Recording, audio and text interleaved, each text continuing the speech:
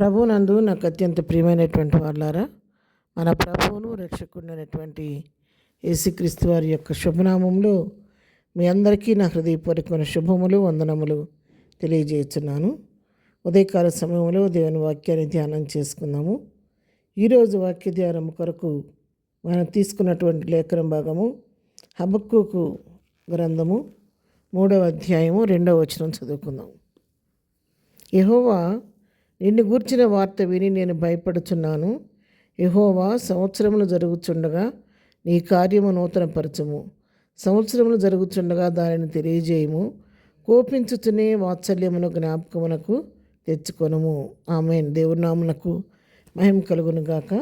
మరి ఇది ప్రవక్త అయినటువంటి హబక్కూకు చేసిన ప్రార్థన. హబక్కూకు దేవుని సన్నిధిలో ప్రార్థన చేస్తున్నాడు. ఏమనంటే, అయ్యా, నిన్ను గుర్చిన వార్త విని నేను భయపడుచున్నాను. నువ్వు చేసేటటువంటి అద్భుత కార్యాలు, ఆశ్చర్య కార్యాలు విని నేను భయపడుతున్నాను. యెహోవా, నా జీవితంలో కూడా నీ కార్యం చేయాలని నేను ఆశపడుతున్నాను. అయ్యా, సంవత్సరాలు జరిగిపోతున్నాయి నా కళ్ళ ముందు. సంవత్సరాలు జరుగుతుండగా నీ కార్యాన్ని నా పట్ల నూతనం పరిచయ్యా అని చెప్పని ప్రభు సన్నిధిలో ప్రాధేయపడి ప్రార్థన చేస్తున్నాడు హబక్కూకు ప్రవక్త. సంవత్సరాలు జరుగుతుండగా ఒక్కొక్క కార్యం నా పట్ల నూతనం పరిచయ్యా, సంవత్సరం జరుగుతుండగా వాటిని నాకు తెలియచేయ్యా అంటున్నాడు. ఇంకా ఏమని బ్రతిమాలుతున్నాడంటే, కోపించుతూనే వాత్సల్యమును జ్ఞాపకమునకు తెచ్చుకోమని అడుగుతున్నాడు.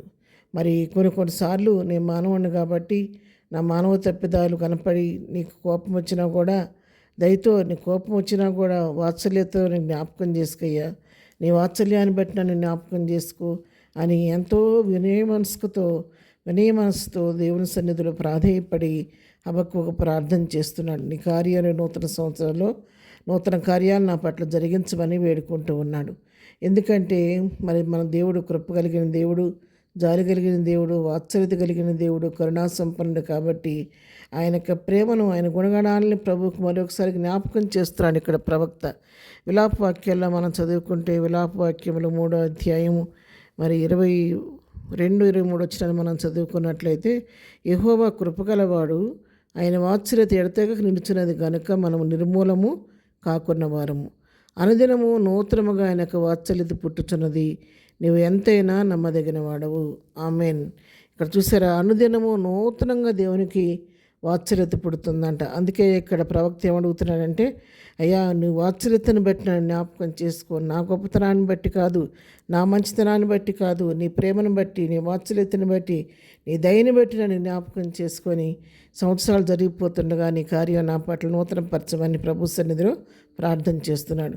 అవును ప్రియులారా, మన జీవితాల్లో కూడా ఎన్నో సంవత్సరాలు జరిగిపోతున్నాయి.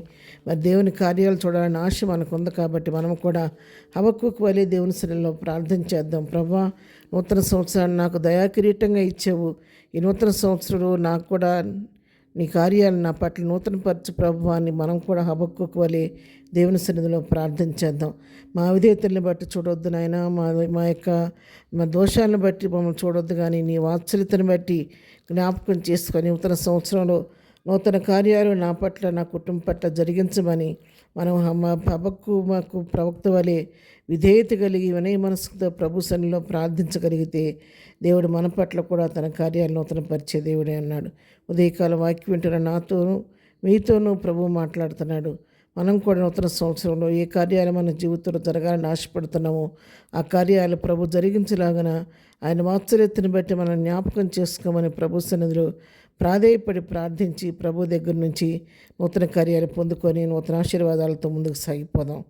ప్రార్థన. ప్రేమగన్న తండ్రి, పరిశుద్ధుడా, నీ పాదముల కొందనాలు. ఉదయకాలం మాకు ఇచ్చిన శ్రేష్టమైన వాక్య భాగాన్ని బట్టి నీ కొందనాలు. హబక్కూకుని సన్నిధిలో ప్రార్థిస్తున్నాడు. సంవత్సరాలు జరుగుతుండగా నీ కార్యమును నూతనపరచమని. అవును ప్రభువా, మా జీవితాల్లో కూడా మా విధేయతను బట్టి, మా దోషాలను బట్టి చూడకుండా నీ కృపను బట్టి, నీ దయని బట్టి, నీ వాత్సల్యతను బట్టి మమ్మల్ని జ్ఞాపకం చేసుకొని మా పట్ల కూడా ఈ సంవత్సరం నీ కార్యాలను నూతనపరచండి. ఇదనం మేము చేయి పని పట్ల తోడుగుండండి. మా రాకపోకలో క్షమం దయచేనైనా. ఇదనం బర్త్డే మ్యారేజ్ చేసుకుని నన్ను దీవించని, ఆశీర్వదించండి. బలహీన గుణం స్వస్థపరచండి. దుఃఖం కుటుంబాలకు ఆదరణ కలుగు చేయండి. నెమ్మదికి నెమ్మది దయచేయండి. ఈ నూతన సంవత్సరంలో ప్రతి వారి జీవితంలో ఆనంద సంతోషాలు కలుగు చేసి నూతన ఆశీర్వాదం దీవులతో వారిని నింపి నడిపించమని యేసు నామములో ప్రార్థించి అడిగి పొందుకొని ఉన్నాము తండ్రి. ఆమేన్. ప్రభు కృప సదాకాలం మనందరికీ తోడయుండి నడిపించునుగాక. ఆమెన్.